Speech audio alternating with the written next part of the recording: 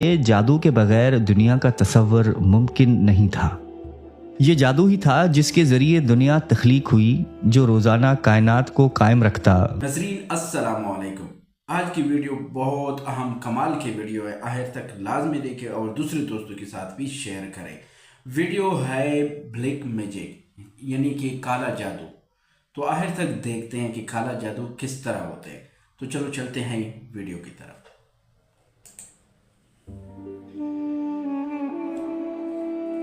कदीम मिस्र में अगर किसी औरत को औलाद होने में दुश्वारी पेश आती तो वो रात का कुछ हिस्सा बेस चैम्बर में गुजारती, जो किसी मंदिर के अंदर वाक़ होता था।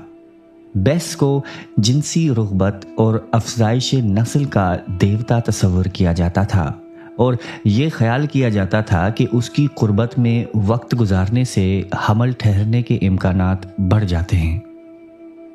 ख़वातीन ज़रखेज़ी की ख्वाहिश में बेस की तावीज़ पहनने और उनके नकूश को जिस्म पर लगवाने का भी एहतमाम करती थी, ताकि वो उसकी बरकत से माँ बनने की सादत हासिल कर सकें। जब बच्चा पैदा होता तो बेस के नक्शो निगार और तावीज़ उसकी हिफाजत के लिए इस्तेमाल किए जाते, और जैसे जैसे वो बड़ा होता उसे उन्हीं रस्म रिवाज और अकायद में परवान चढ़ाया जाता था। बलूगत की उम्र को पहुंचने के बाद वही फ़र्द उन्हीं रिवायात और अकायद को अपनी रोज़मर्रा ज़िंदगी का हिस्सा बना लेता था। मौत के बाद ये तसव्वुर किया जाता था कि इंसान एक और जहां में दाखिल हो जाता है, जो देवताओं की सरजमीन कहलाती थी। तदफीन से मुतल्लिक तमाम रसूमात भी उसी बुनियादी अकीदे पर मबनी थी जो ज़िंदगी भर सिखाया गया था कि सुपर नेचुरल ताकतें हकीकत थीं और कायनात जादुई असरात से भरी हुई थी। कदीम मिस्र में जादू कोई करतब या नज़र का धोखा नहीं था, बल्कि ये कुदरती कवानीन के कुव्वतों को काबू में लाने का फ़न था, जिन्हें माकूफुल फितरत हस्तियों के तौर पर तस्वुर किया जाता था ताकि कोई मखसूस मकसद हासिल किया जा सके। मिस्रियों के लिए जादू के बगैर दुनिया का तस्वुर मुमकिन नहीं था। ये जादू ही था जिसके ज़रिए दुनिया तख्लीक हुई, जो रोज़ाना कायनात को कायम रखता, बीमारी में शिफा देता, तंग दस्ती में सहारा बनता और मरने के बाद अबदी ज़िंदगी की ज़मानत देता। नीज़ इंसान के वजूद में आने से लेकर पैदाइश, ज़िंदगी, मौत और मौत के बाद की ज़िंदगी तक जादू हर मरहले में मौजूद था और उसे एक देवता की सूरत में पेश किया जाता था जो तख्लीक से भी कदीम था, जिस देवता का नाम हेका था। हेका जादू का देवता था। कोई भी जादूगर, पुजारी या इलाज करने वाला अपने एमाल के दौरान उसी देवता को पुकार करता था। हेका का कभी कोई मंदिर नहीं था, ना कोई मखसूस अकीदतमंद और ना ही कोई रस्मी इबादत, क्योंकि वो इस कदर वसी था कि मिस्री ज़िंदगी के हर पहलू में सरायत किए हुए था। दुनिया इसी तरह चलती थी जैसे देवता चलाते, और देवता अपने काम उसलिए कर सकते थे क्योंकि बेका की कुव्वत उन्हें हासिल थी। मंदिर के पुजारी इस हकीकत को समझते थे, लेकिन उनका काम अपने मखसूस देवता की इबादत और खिदमत करना था, ताकि देवता और आवाम के दरमियान बाहमी ताल्लुक बरकरार रहे। उसलिए पुजारी या पुजारन बेका को बराह रास्त नहीं पुकारते थे, क्योंकि वो तो पहले ही उस देवता की कुव्वत में मौजूद होता था जिसकी वो खिदमत करते थे। पुजारी देवताओं और आवाम के दरमियान वास्ता था, लेकिन रोज़मर्रा ज़िंदगी में लोग अपनी निजी इबादत के ज़रिए देवताओं से खुद भी राब्ता कर सकते थे। पुजारी का बुनियादी काम लोगों को असातीरी कहानियों के ज़रिए मजहबी माना समझाना था।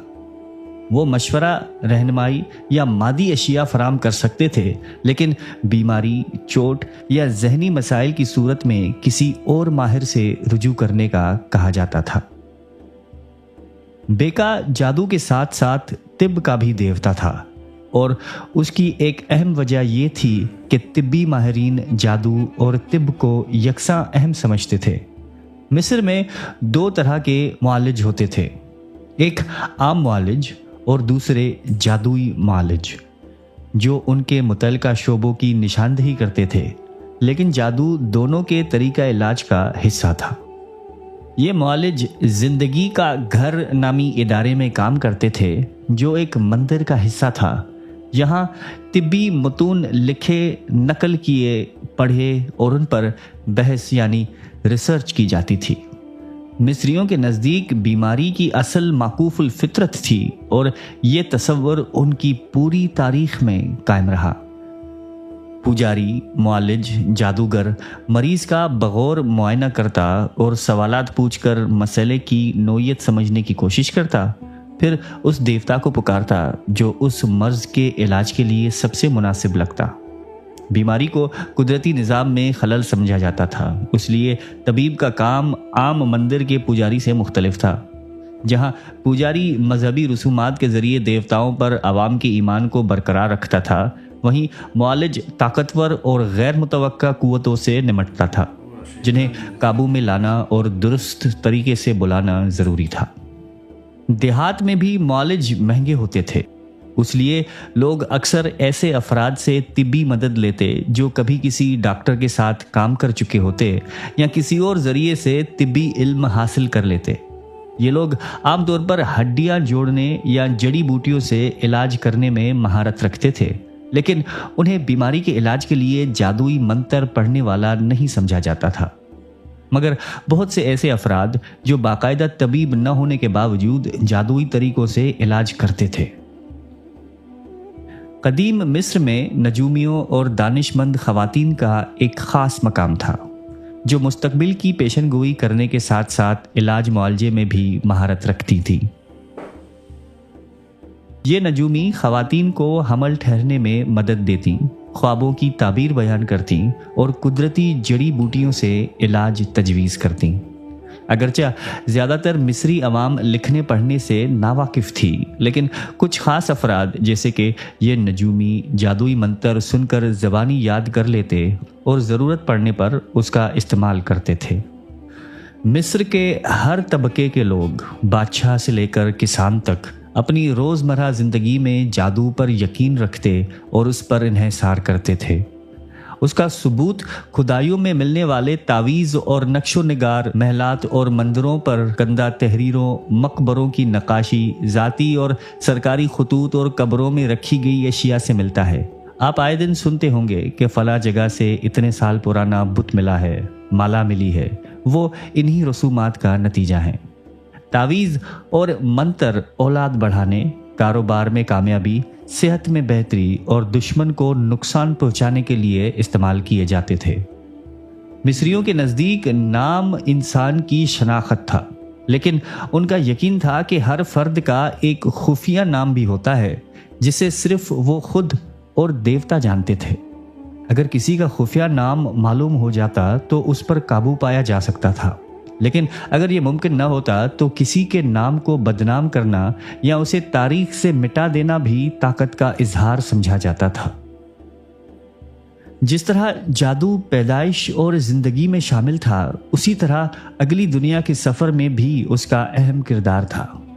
तदफीन के दौरान पुजारियों का आखिरी अमल मुंह खोलने की रस्म था, जिसमें वो मम्मी शुदा जिस्म के मुख्तलिफ हिस्सों को मखसूस अशिया से छूते थे ताकि मरने वाले की समात, बसारत, गोयाई और सूंघने की हस बहाल हो जाए। उस जादुई रस्म के ज़रिए मरने वाला अगली दुनिया में देखने, सुनने, बोलने और महसूस करने के काबिल हो जाता था। मिस्री किताब मर्दगान मरने के बाद जादू के असर पर यकीन की बेहतरीन मिसाल है। उसके मतन में 190 मंत्र शामिल हैं जो रूह को बादज मर्ग सफ़र में मदद देते हैं ताकि वो रेड्स के मैदान तक पहुंच सके। ये एक अबदी जन्नत थी जो ज़मीन की ज़िंदगी का मुकम्मल अक्स थी, मगर यहाँ मायूसी, बीमारी, मौत या नुकसान का खौफ नहीं था। इस किताब में रूह को हिदायत दी जाती है कि कौन से मंत्र किस मकाम में इस्तेमाल करने हैं, किन दरवाज़ों से गुजरना है, किन खतरात से बचने के लिए किस जानवर की शक्ल अख्तियार करनी है और देवताओं और उनके आलिम के सवालात के क्या जवाब देने हैं, ये तमाम मंत्र कदीम मिस्रियों के लिए इतनी ही फितरी थे जितना कि आजकल किसी के नक्शे पर दी गई हिदायत को समझना।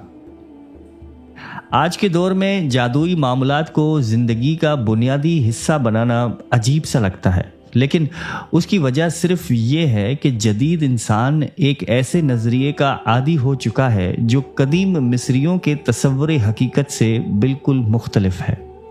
उसका मतलब ये नहीं कि कदीम मिस्रियों की सोच गलत थी और आज का फहम बरतर और दुरुस्त है।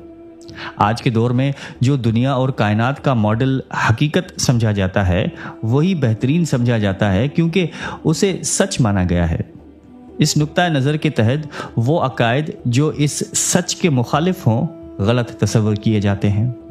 जब 4वीं सदी ईस्वी में कदीम मिस्र में दुनिया का तस्वुर बदला, यानी मोनोथियज़म कसरत परस्ती से ईसाइयत के तौहीदी अकीदे की तरफ सफ़र हुआ, तो हकीकत का मफ़हूम भी तब्दील हो गया। वो जादू जो सदियों से उनकी ज़िंदगी का हिस्सा था एक नए नज़रिए से बदल दिया गया जो उनके नए अकीदे से मुताबिकत रखता था। इसका मतलब ये नहीं कि नया फ़हम ज़्यादा दुरुस्त या ज़्यादा सच्चा है, बात सिर्फ इतनी सी है कि अब ये ज़्यादा काबिल कबूल बन चुका है। तो दोस्तों ये थी आज की वीडियो। उम्मीद करता हूँ ये वीडियो आप लोगों को बहुत अच्छी लगेगी। वीडियो को लाइक करो, चैनल को सब्सक्राइब करो। तो मिलते हैं एक नई वीडियो के साथ। हमको इजाज़त दीजिए। अल्लाह हाफ़िज़।